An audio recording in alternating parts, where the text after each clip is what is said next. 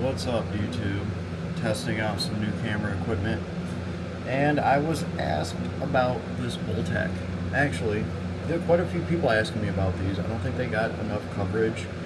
Um, Great little shotgun. It is in the bullpup configuration, and this was one of the three shotguns that I scored for the 199.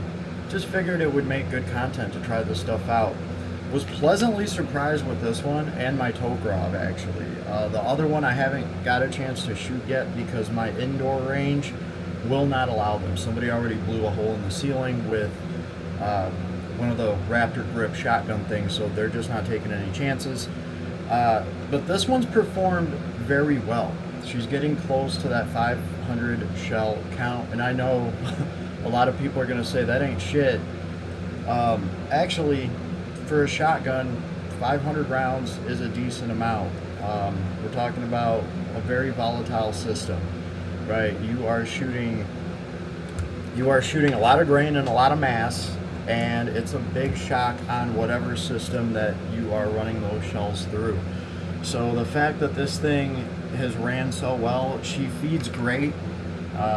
This gun is empty right now. I also like that I can lock the safety up on it and I can cycle this thing, make sure everything's cycle some actual shells through it.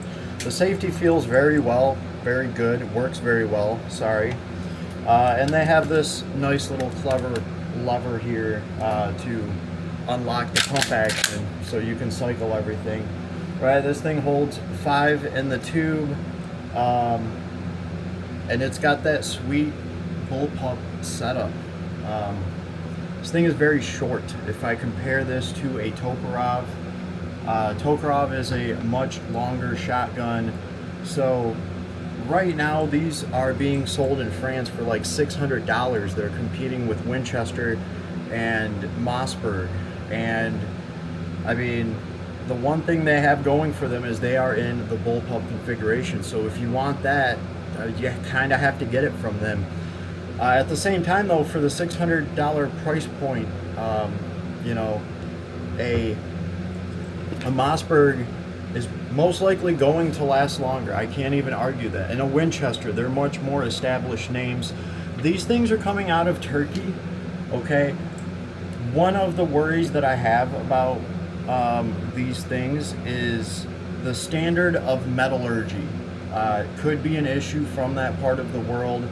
And I mean, I think Sensei Len said it the best. If Brownells made a barrel for this shotgun, I would buy that barrel and swap it out in an instant, just because you are now taking a chance on a barrel that has a better chance of being metallurgically superior to begin with. Like, they're using better quality steel to make the barrel, and something like that is desirable when you are talking about a 12 gauge, right? That just makes sense. So I had my own worries with these things, obviously, and I don't know, I feel like this thing is sturdy.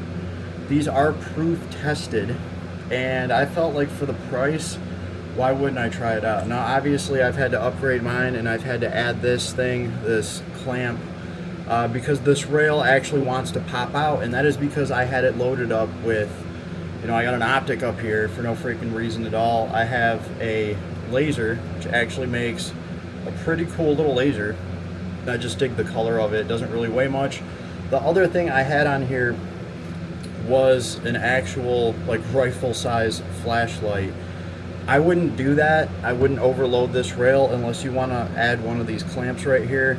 But lighting is pretty essential for any sort of defensive shotgun for home protection. Just in my opinion, you're going to want that light there.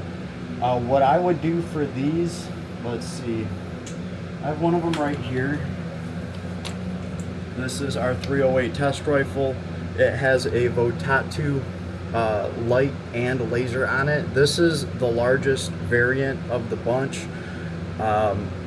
They have smaller variants, and I think one of those would fit very well onto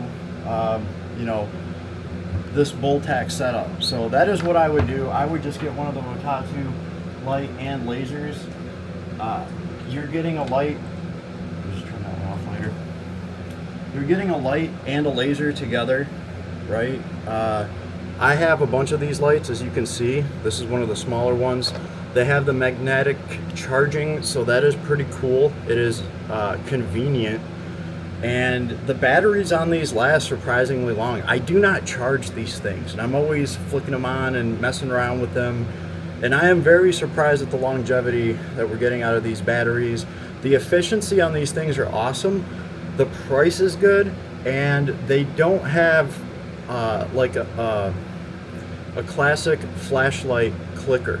That's important because the recoil of your firearm can actually trigger those and make them go off. These have like a vertical slant button, and it clicks nice. It's tactical, you can feel it, and you don't have to worry about recoil triggering these. I've never seen one of these flicker, and I've never seen one of these get turned on and off by the recoil of the weapon. I have these on my AK, my 308 ARs. My Daniel Defense does not have one of these, but my other 308 rifles and AK, they all have the Votatsus, because I haven't been able to get even one of them to fail on me yet, and I feel like I don't have to charge them all the time. So they have just worked. They hold zero from what I can tell, and they don't cost a fortune, and that's very cool. They also come in a very small, compact, and lightweight package. So these are awesome. I think these would work very well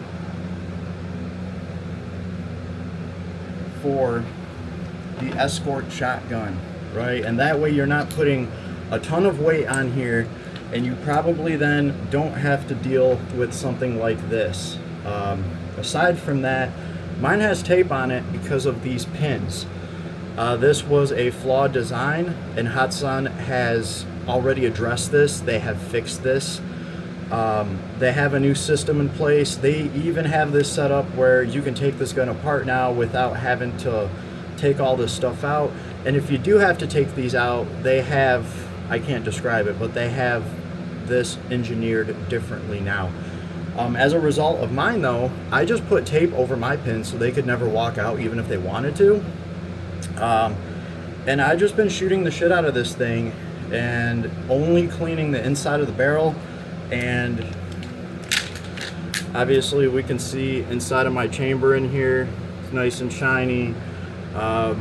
You know, there's really not that much that dirt and grime can do with a simple system like this. I mean, where's it really gonna go? So at around 250 rounds, I sprayed some PB Blast down in there and spent like 5 minutes just soaping it up. And aside from that, I've been running, what is it? Shooter's Lube.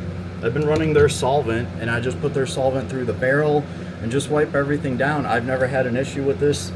She feeds great, she fires great. The trigger is still surprisingly very smooth. The only way I can describe this is it feels like a trigger from a toy phaser gun, like one of them plastic toy guns, which is a good thing. It's really nice and smooth. There's no grime in it. I would expect to feel grime in the trigger because this is a bullpup.